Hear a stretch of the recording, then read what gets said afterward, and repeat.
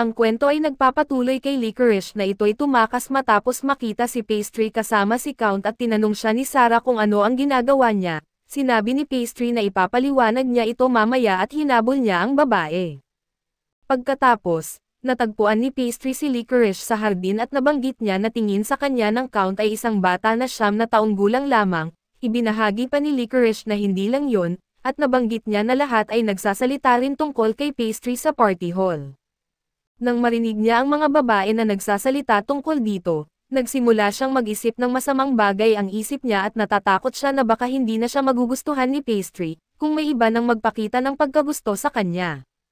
Binanggit niya na kayang-kaya ng kapatid niyang si Petra ang makipag-usap sa sino man, nang madali at may lakas na loob at isa pa ay paborito siya ng lahat, kaso hindi siya ganon kaparihas ng kapatid niya. Sinabi ni Pastry sa babae na kahit hindi siya magaling makipag-usap, o kahit na siya'y mahiyain, parte lang ito ng kanyang pagkatao at mahal niya ito sa ganong paraan at sigurado siyang lalong mamahalin pa niya ito. Hinihiling niya kay Licorice na magtiwala sa kanya at paniwalaan ang mga sinasabi niya at pagkatapos, hinihiling niya kay Licorice na maghintay ng sandali at umalis ito sa isang lugar gamit ang kanyang mahika ng teleportation. Naghintay ang babae kay Pastry at patuloy pa rin ang selebrasyon sa hall, at pagbalik ni Pastry, binigyan niya si Licorice ng isang candy apple. Sinabi ni Licorice na ito ay katulad ng dati, at binanggit rin naman ni Pastry na oo, pero ito ay may kaunti lang na pagkakaiba, ito ay espesyal at para lang sa kanya. Binanggit niya na ginawa niya ito ng espesyal para sa kanya at nais niyang kainin ito ni Licorice. Kaya naman kumain si Licorice ng candy apple at naalala niya ang lasa ng kaligayahan na kanilang ini-enjoy mag-isa kasama si Pastry. Napagtanto niya na ito ay isang bagay na para lang sa kanilang dalawa, kaya nagsimula siyang umiyak at sinabi niya kay Pastry na hindi ito mga luha ng kalungkutan, bagkus ito'y luha ng kaligayahan at na-realize niya na masarap pala ang candy apple. Ipinabatid ni Pastry kay Licorice na ang candy apple na ito ay napakasimple lang gawin, at dahil dito, ito ay ginagawa sa maraming lugar at may iba't ibang pangalan, tulad ng Toffee Apple, Apple Castle at Apple Love. Binanggit niya na ang kanyang nararamdaman para kay Licorice ay hindi magbabago at ibinuhos niya ang mga ito sa candy apple na iyon. Hinihiling niya kay Licorice na simulan nito ang pagtitiwala sa kanya at sinabi niya na nais niyang pasayahin siya. Ipinahayag niya na wala siyang ibang nais kundi makita itong ngumiti. Naging maligaya si Licorice at nagpasalamat kay Pastry sa masarap na treat na iyon. Napansin rin naman ni Pastry na maganda ang ngiti ni Licorice at malapit na niyang itong mawala. Ibinahagi ni Pastry na ang kanyang layunin ay lumikha ng isang lugar ng minatamis at gumawa ng mga ngiti sa mga mukha ng mga tao, at hindi niya ito magagawa kung hindi man lang niya mapapangiti ang mga taong malalapit sa kanya. Plano niya na gawin niya ang kanyang lugar ng minatamis kasama si Licorice at subalit nang subukang halikan niya ito, nasira ito ni Nicolo at Sarah. Binanggit ni Nicolo na si Pastry ay talagang magaling mangdiskarte sa mga babae, at tinanong ni Pastry kung gaano nakatagal nila itong pinapanood. Sinabi ni Nicolo na mula nang sinabi ni Pastry ang tungkol sa Apple of Love at binanggit niyang talagang marunong si Pastry mangbihag sa mga babae.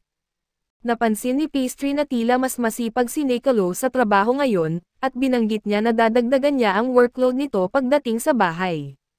Nagtaka si Nicolo kung biro ito, at sinabi ni Pastry na pwede niyang triplehin ang workload nito kung akala niya'y biro lamang ito, at doon ay hiningi ni Nicolo ang paumanhin kay Pastry at sinabi na hindi niya ito sasabihin sa kanyang ama. Sinabi ni Sarah kay Licorice na tila na ibalik na ang kanyang magandang kalooban, at pagkatapos nito, ang eksena ay bumalik sa Thief of Mortallon. Si Pastry ay binati ng kanyang ina pagdating sa kanilang tahanan at doon ay pinuri siya ni Casserole sa kanyang unang diplomatic mission. Nagtanong si Casserole kay Agnes na bitawan na si Pastry dahil sa nangangalay na ito, at sinabi ni Licorice kay Agnes na bumalik na siya.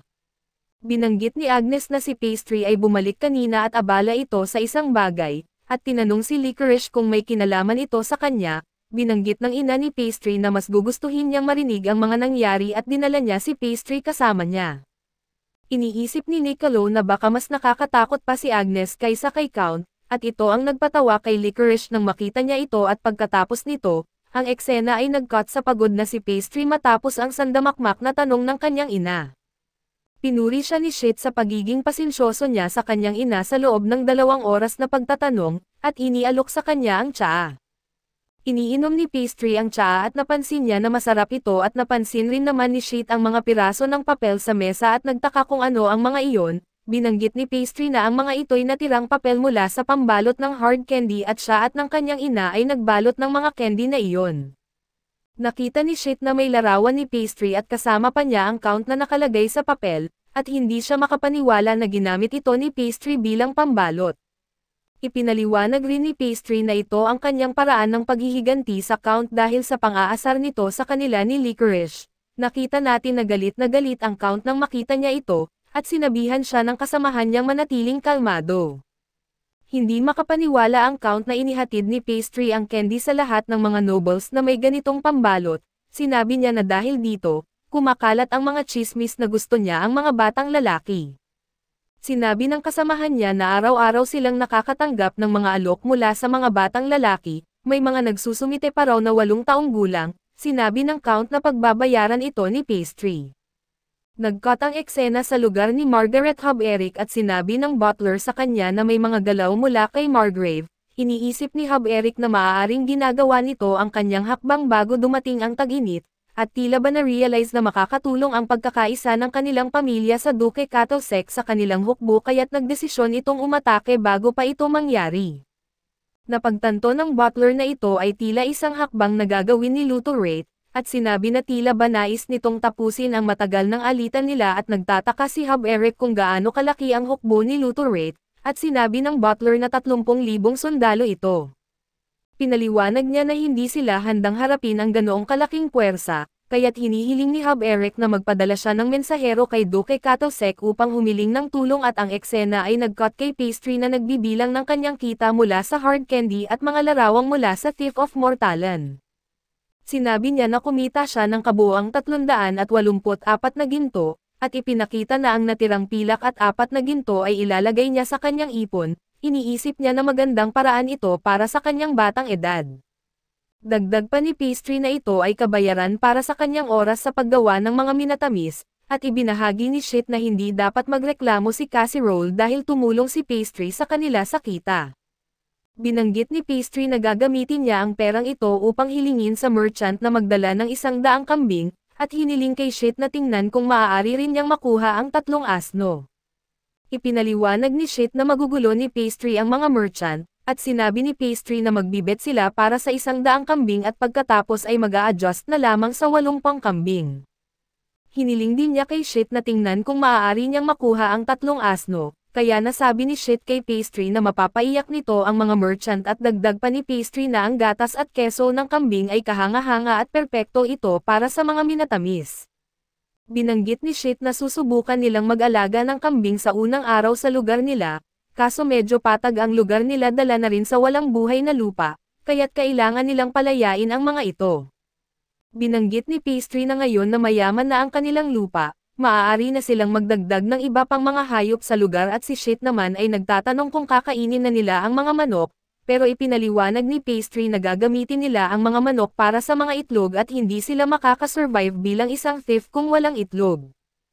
Iniisip ni Sheet na baka magiging problema ang kakulangan nila sa mga manggagawa sa ganitong sitwasyon, pero sinabi ni Pastry na maaari nilang pag-usapan iyon mamaya at magpahinga muna sila.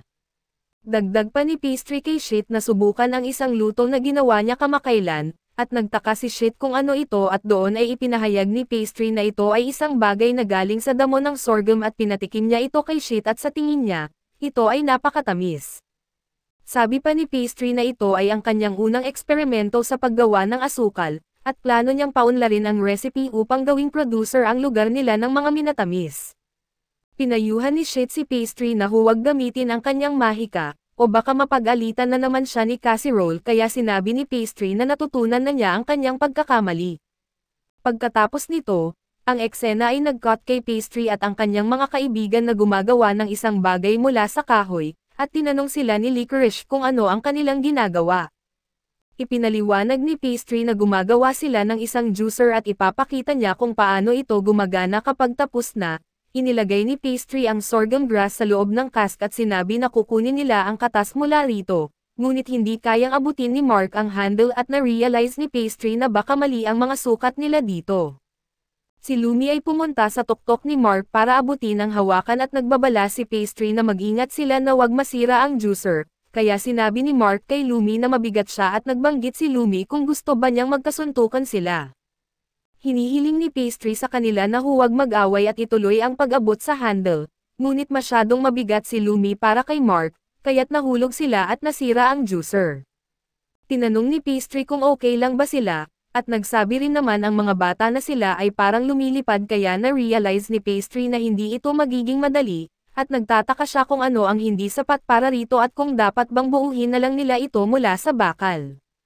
Binanggit ni Licorice na baka ito ay magtagumpay, pero nag-aatubiling sabihin pa ang iba kaya hiniling ni Pastry sa kanya na sabihin ito kung mayroon siyang ideya, dahil ang layunin ng kanilang nilikhang juicer ay mapabuti ito.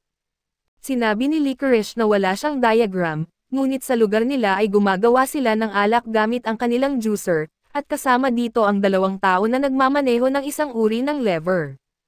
Iniisip ni Pastry na ito ay maaaring gumana at kung mayroon mang kasangkapan na para dito, kailangan nilang alamin kung paano ito malikha at nalaman niyang ito ay makakabawas sa kanilang pagkakamali, at nagpasalamat siya kay Licorice sa impormasyong ito. Binanggit ni Lumi na ginawa siyang maupo ni Pastry ng walang dahilan, at binahagi rin ni Mark na gagawin siyang taste tester ni Lumi, kaya't siya ay napasaya at pinatawad si Pastry. Dagdag pa ni Pastry na ibabalita niya kay Sheet ang tungkol sa juicer at doon ay iniwan sila pagkatapos na hilingin na linisin ang kanilang kalat. Iniisip ni Licorice na tila masaya si Pastry, at iniisip ni Pastry na talagang na-excite siya na gumawa ng asukal at minatamis na produkto mula sa mga produkto ng gatas ng kambing. Nagtataka siya kung aling dessert ang unang gagawin niya at pagkatapos nito, pumunta siya kay Sheet para ibalita ang tungkol sa juicer. Napansin niya na bumalik na ang kanyang ama mula sa kabisera at tinanong niya ito kung kumusta sina Cuttlesec at Squall sa kabisera. Sinabi ni Sheet na may masamang balita, at binanggit ni Casserole na nagsimula na ang digmaan at ito ay nagsimula sa pagitan ng lupain ng Hub Eric sa silangan at ng kanilang mga kapitbahay na lupain ng Lutoret. At dito na rin natatapos ang ating recap. Salamat sa inyong panonood hanggang sa muli.